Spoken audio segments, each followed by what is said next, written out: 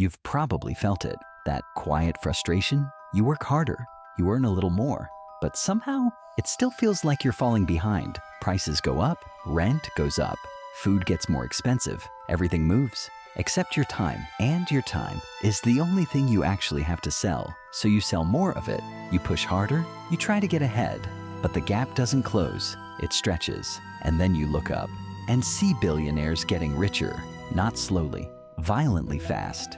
And it doesn't feel random. It feels structured, like the system is rewarding something specific. And it's not effort, almost like someone saw this coming a long time ago. Like this isn't a coincidence. Like this is the system working exactly as intended. Karl Marx, 1867. In 1867, Karl Marx published Das Kapital. He wasn't guessing, he was observing. Factories were expanding across Europe. Workers were leaving farms. Cities were filling up. And something strange was happening. The people doing the work weren't the ones building wealth. Marx zoomed in on a simple transaction. A worker sells labor. An owner buys it. That's the deal. But the worker doesn't get paid the full value of what they produce. They can't. Because if they did, there would be no profit. So the system requires a gap between what the worker is paid and what their work actually generates. Marx called that gap surplus value. And according to Karl Marx, that gap is where wealth is created for owners, not innovation, not risk, not luck. The gap, and here's what made his idea dangerous. He said that gap doesn't stay small, it expands, because every improvement in efficiency, every new machine, every optimization doesn't belong to the worker.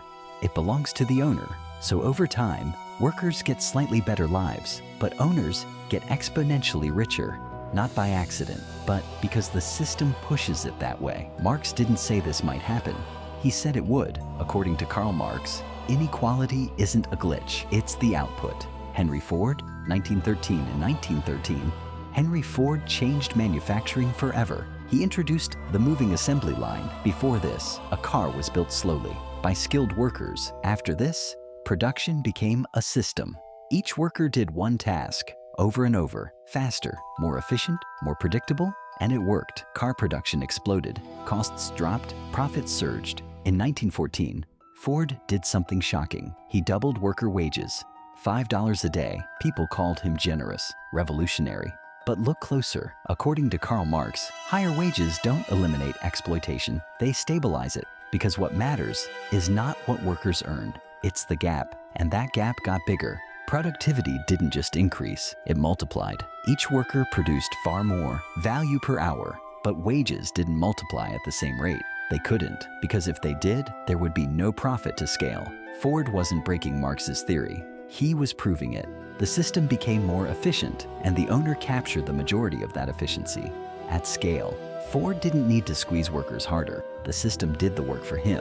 According to Karl Marx, efficiency doesn't free workers, it increases how much can be extracted from them. Goldman Sachs, 2008. In 2008, Goldman Sachs sat at the center of a financial storm. Alongside Lehman Brothers and others, the housing market had been turned into a machine. Mortgages were bundled together, packaged into securities, sold across the world. The more loans created, the more profit generated, even if those loans were risky, even if people couldn't afford them. And according to Karl Marx, that behavior isn't surprising, because in a profit-driven system, profit comes first, always. Long-term stability becomes secondary, because the incentives don't reward caution, they reward growth. So risk gets pushed outward, from banks to investors to ordinary people. And when the system finally cracked, it cracked hard. Millions lost their homes. Jobs disappeared. Entire economies slowed down. But the institutions at the center, they were rescued, bailed out, stabilized with public money. And this is where Marx's idea goes deeper. According to Karl Marx, systems of power protect themselves because those who control capital also influence the rules. So when failure comes, it doesn't fall evenly, it falls downward.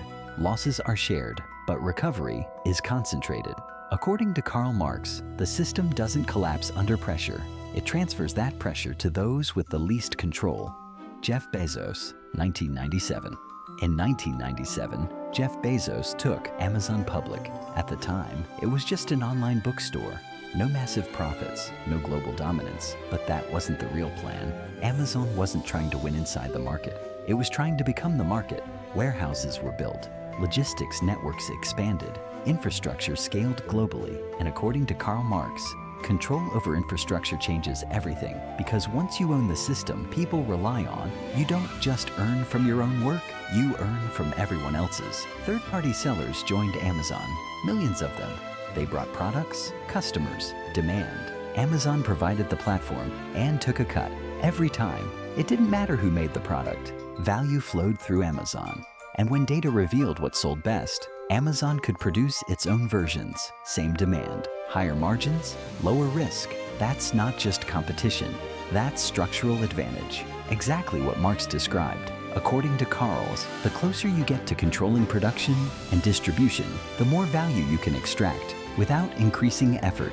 Bezos didn't just build a company, he positioned himself at the center of economic flow. According to Karl Marx, owning the system beats working inside it. Mark Zuckerberg, 2012. In 2012, Mark Zuckerberg took Facebook public, billions of users, no subscription fee, free access. That was the illusion, because according to Karl Marx, value is always extracted from somewhere, always. If users aren't paying money, they're paying in another way. On Facebook, that payment is attention, your time, your clicks, your behavior. Every scroll generates data, every interaction refines it, and that data is sold to advertisers at scale. Marx never saw smartphones, he never saw social media, but the structure didn't change. Labor became invisible. You're not clocking in, you're not getting paid, but you're still producing value, constantly, and the platform captures it, without resistance, without negotiation. According to Karl Marx, the most advanced systems don't feel like work, they feel like participation, but the extraction is still there, stronger than ever. According to Karl Marx, when you can't see the transaction, it doesn't mean it isn't happening. The connection. And why this proves Karl Marx right. Let's slow this down, because this is where everything clicks. Marx predicted a pattern, not a person. And these stories prove it. Henry Ford. Workers built the cars. Ford owned the factory. Every improvement, every increase in speed, belonged to him. The gap grew, exactly what Marx said would happen. Jeff Bezos. Sellers brought products, customers brought demand. Bezos owned the platform. Every transaction flowed through him. Value extracted, exactly what Marx predicted. Mark Zuckerberg. Users created content, spent time, generated data. Facebook captured it all. Labor scaled invisibly, exactly what Marx warned about. Goldman Sachs. The public took the risk. Banks survived. Losses fell downward. Power stayed at the top. Exactly Marx's prediction. Every billionaire isn't an exception. They are proof the system behaves exactly as Marx described. Closing different people, different centuries, different industries, same pattern. According to Karl Marx, this was never about individuals. It was about roles, owners and participants, controllers and contributors. And over time, ownership concentrates, not by luck, because the system rewards it. The more control you have, the more value flows to you. The less control you have, the more you depend on selling your time. The gap grows, slowly at first, then all at once. That's why these billionaires aren't exceptions. They are exactly what Marx said would exist. So, the real question isn't why are they so rich? It's where does value go after it's created? Who captures it? Who controls the path it takes? Once you see that, you stop chasing effort alone. You start noticing systems, positions, leverage, and you see, the game has always been the same. Karl Marx was right, and these billionaires are proof. The game has always been the same. Now you can see it?